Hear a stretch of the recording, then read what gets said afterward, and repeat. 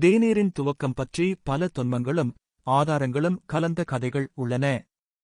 சீன பேரரசர் ஷென் நாங் தற்செயலாக தேநீரை கண்டுபிடித்ததாக நம்பப்படுகிறது. தோட்டத்தில் தண்ணீரை கொதிக்க வைத்தபோது ஒரு தேயிலை மரத்தின் இலை அந்த பாத்திரத்தில் வந்து விழுந்தது.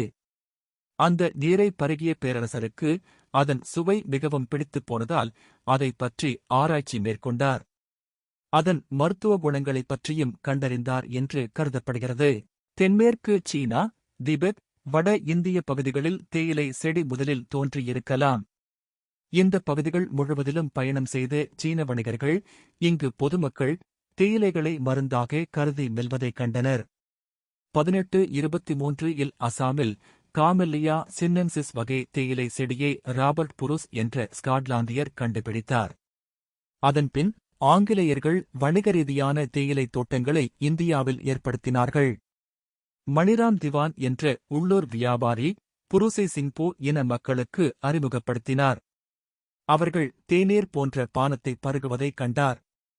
சிங்போ மக்கள் ஒரு வகை காட்டுச் செடியின் இலைகளை பறித்து வெயிலில் அவற்றை காய வைத்து பிறகு 3 இரவுகள் பனியில் அவற்றை வைத்தனர். பின்னர் ஒரு மூங்கில் குழாயில் வைத்து அவற்றின் சுவை கூடும் வரை புகை போட்டனர்.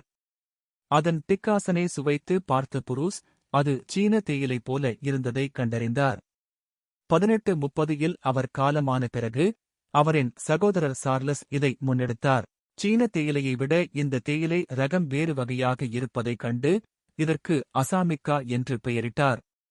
உலக தேயிலை வணிகத்தில் சீனாவின் ஏகபோகத்தை உடைக்க விரும்பிய கிழக்கிந்திய கம்பெனி இந்தியா உள்ளிட்ட பிரிட்டனின் காலனி நாடுகளில் தேயிலையை பயிரிடத் தொடங்கியது. இதற்காக சீன ரக தேயிலை விதைகள் இந்தியா, இலங்கை உள்ளிட்ட காலனி நாடுகளுக்கு கடத்தி வரப்பட்டன. அங்கு வணிக ரீதியாக அவை சோதிக்கப்பட்டன. பல வருட கடும் முயற்சிகளுக்குப் பின் 1837க்கு மேல் அசாமின் சாபுவா பகுதியில் வணிக ரீதியான முதல் தேயிலை தோட்டம் ஏற்படுத்தப்பட்டது. சுக்கு மல்லி காபி, துளசி கசாயம் போன்ற பல வகை பானங்களை மருத்துவ காரணங்களுக்காக பயன்படுத்திய தென் இந்தியர்கள் இன்று காபி மற்றும் தேநீரை தினமும் அருந்துகிறார்கள். மேலும் இதுபோல வீடியோஸ்க்கு எங்கள் சேனலை மறக்காமல் சப்ஸ்கிரைப் செய்யுங்கள். உங்கள் ஆதரவு எங்களுக்கு மிக முக்கியம்.